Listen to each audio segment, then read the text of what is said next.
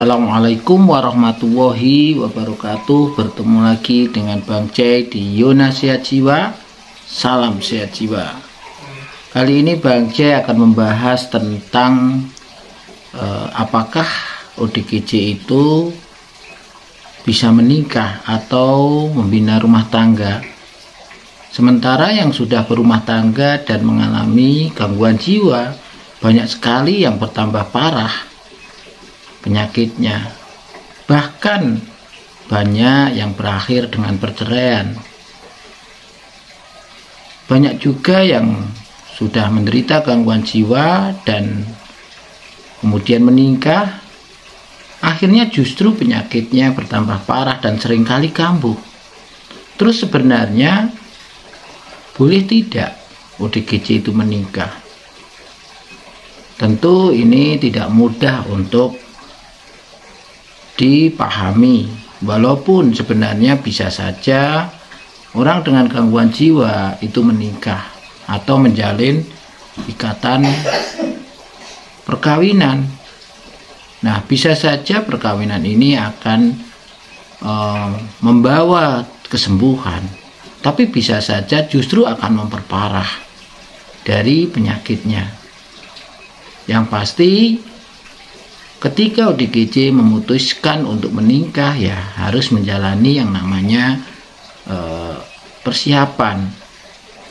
Harus ada persiapan pranikah yang benar, sehingga baik pasangannya maupun keluarga besar kedua belah pihak juga mengetahui, memahami, dan tentu berkomitmen untuk membantu. Nah, tentu sebuah hubungan itu tidak akan pernah terhindar dari konflik. Nah, mempelajari cara menyelesaikan konflik tentu tidak hanya dapat memperbaiki masalah, tetapi juga dapat membuat hubungan yang terjalin jauh lebih kuat.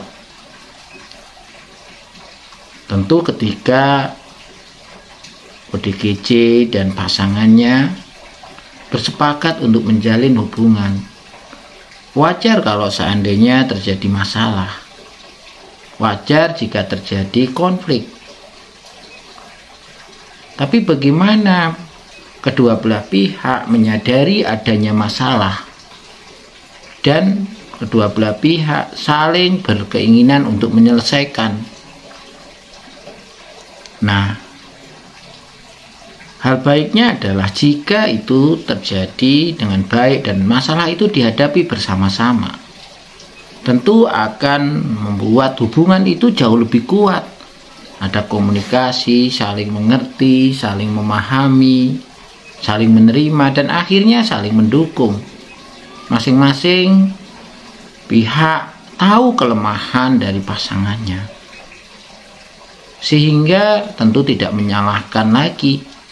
Yang ada adalah bagaimana yang kuat menyangga yang lemah. Yang lemah pun begitu, harus mengerti. Kalau orang lain sudah memahami, peduli, menerima apa adanya, ya harus menghargai dan berbuat lebih baik lagi. Nah, kemudian di dalam pengobatan gangguan jiwa, di luar negeri sebenarnya ada yang namanya marriage therapy atau terapi pasangan. Nah, sebenarnya ini bisa saja dilakukan dengan konseling. Nah, psikoterapi ini bisa dilakukan ketika laki dan perempuan sepakat untuk menikah dan kebetulan salah satu di antaranya adalah penderita gangguan jiwa, sehingga bisa melakukan konsultasi pranikah, mempersiapkan diri. Atau mungkin justru malah sudah menikah, tapi pasangannya ODGJ, orang dengan gangguan jiwa. Nah, bisa saja ketika ada konflik, ada masalah di dalam rumah tangganya, bisa dilakukan terapi pasangan ini dengan melakukan terapi keluarga. Nah, terapi perkawinan maupun terapi keluarga tentu intinya adalah bagaimana menjalin komitmen, membangun komitmen dan kemampuan untuk menghadapi sebuah masalah di dalam rumah tangganya. Dan tentu bagaimana kedua belah pihak, baik suami maupun istri, saling membuka diri. Ya, bagaimana mereka terlibat dalam penyelesaian masalah, tidak menyudutkan atau tidak menyalahkan salah satu di antaranya. Kalaupun terjadi masalah, ya atas peran dua-duanya. Dan ketika ingin menyelesaikan, ya tidak boleh egois, tidak boleh tiba-tiba yang salah adalah pasangannya. Bisa jadi ada kontribusi dari kedua belah pihak. Nah, ketika ada upaya membuka diri ini, maka tentu selama perjalanan perkawinannya akan lancar-lancar saja dan bahagia. Tapi seandainya tidak mampu membuka diri, tidak mampu asertif, maka ya bisa jadi memang akan sulit untuk bertahan rumah tangganya. Nah, tentu kondisi tersebut perlu dipersiapkan. Sebelum pranikah harus ada pembelajaran dulu terkait apa yang dialami oleh ODGJ atau orang dengan gangguan jiwa. Yang penting adalah bahwa setiap orang berhak untuk menikah kalau mampu. Setiap orang berhak untuk menjalin hubungan romantis dengan orang lain. Ya, tetapi tentu menjalin hubungan yang romantis sampai ada ikatan perkawinan, ada konsekuensi terkait biaya hidup, tanggung jawab, dan kemungkinan mendapatkan keturunan sehingga harus membesarkan dan membiayai anaknya. Tentu ini menambah beban tersendiri buat ODGJ. Nah, ketika tidak dipersiapkan dengan baik dan ternyata ODGJ-nya ini tidak bekerja, ya resiko untuk mengalami kekambuhan jauh lebih tinggi. Makanya tentu harus dipersiapkan. Nah, ketika ada orang tiba-tiba melarang bahwa orang dengan gangguan jiwa nggak usah menikah, nanti kambuh terus, nanti malah tambah parah sakitnya, ya, nanti anaknya juga ikut gangguan jiwa. Tentu ini akan membuat tidak nyaman semua penderita gangguan jiwa. Ketika memang ada hal yang membuat ODGJ ini bisa mempunyai harapan yang lebih terhadap pemulihan penyakitnya, ya seharusnya diperjuangkan. Orang-orang di sekitarnya tinggal membantu bagaimana memperjuangkan hak dari ODGJ ini terwujud. Seperti halnya ODGJ berhak mengenyam pendidikan, berhak bekerja, berhak terlibat di dalam pemilihan umum, atau berhak di dalam kehidupan sosial atau keterlibatan di lingkungan sosial tempat tinggalnya. Ya. Menikah pun ya harus mempunyai hak, tidak boleh dilarang, cuma harus diarahkan, harus dibantu, harus dipersiapkan dengan baik. Nah, tentu langkah yang paling awal supaya perkawinan itu terjadi, maka harus dilakukan dulu pengkajian diri, pengenalan diri sendiri, terutama bagi ODGJ. Nah, apakah ODGJ ini sudah menyadari bahwa dirinya sakit atau butuh pengobatan? Dan salah satu pengobatan itu adalah bagaimana lingkungan keluarga, dukungan sosial itu bisa menjadi obat yang luar biasa untuk kesembuhan dan pemulihannya, selain minum obat dari dokter atau psikiater. Kalau ODGJ masih belum menyadari dirinya sakit, belum menerima bahwa masalah yang dialami adalah masalah kesehatan mental atau jiwa, dan belum menyadari bahwa obat, dukungan keluarga, aktivitas, pekerjaan maupun aktivitas sosial itu bisa mendukung kesembuhannya, dan tidak berkomitmen untuk melakukan, ya tentu akan sulit ya. Kemudian sebenarnya ODGJ saat ini masuk di dalam tahap apa? Apa tahap prodromal, tahap krisis atau akut, atau tahap stabilisasi atau tenang, atau justru tahap pemulihan?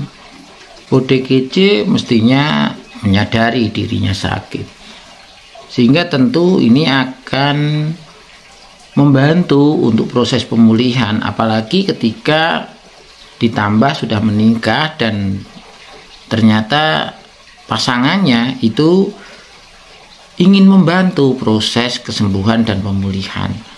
Tentu akan sangat mendukung ODGJ ini pulih ya. Tapi kalau menikah kemudian pasangannya mengerti kondisi penyakitnya, sementara ODGJ sendiri nggak sadar dengan apa yang terjadi, nah ini yang bisa saja pada akhirnya menyulitkan dan resiko kambuhnya besar ketika menghadapi masalah ekonomi, masalah keluarga, masalah terkait pekerjaan atau teman. Nah, tentu ini sangat beresiko. Nah, kemudian memang pada tahap pemulihan itu ya yang paling tepat. Kalau belum stabil, misalnya ini baru saja dirawat, kemudian 1 tahun terakhir ya masih tanda gejalanya itu belum hilang benar dan masih kadang-kadang muncul, apalagi pengobatannya tidak teratur, ya tentu untuk keputusan menikah ini nanti dulu dan beresiko jika tetap dilangsungkan pernikahannya. Nah, kemudian juga harus mampu mengendalikan gejala. Tentu mengendalikan gejala tidak hanya dengan obat, tapi dengan kegiatan atau aktivitas yang bisa dilakukan oleh ODGJ. Nah, apakah dia sudah mampu? Setiap menjalani rawat inap pasti diajarkan cara mengatasi gejala, cara mengontrol gejala. Apakah dia mampu menerapkan apa yang sudah dipelajarinya? Kemudian yang terpenting adalah bagaimana dia bisa menyelesaikan masalah dengan baik dan mempunyai keterampilan sosial atau menjalin hubungan sosial yang lebih luas dengan orang lain. Tentu ini akan sangat menjamin sekali orang menjadi mudah menyelesaikan masalah. Kemampuan menjalin hubungan dengan orang lain itu sebagai kunci bahwa orang ketika ada masalah akan diungkapkan untuk mencari solusi atau minimal menurunkan beban pikiran. Tapi jika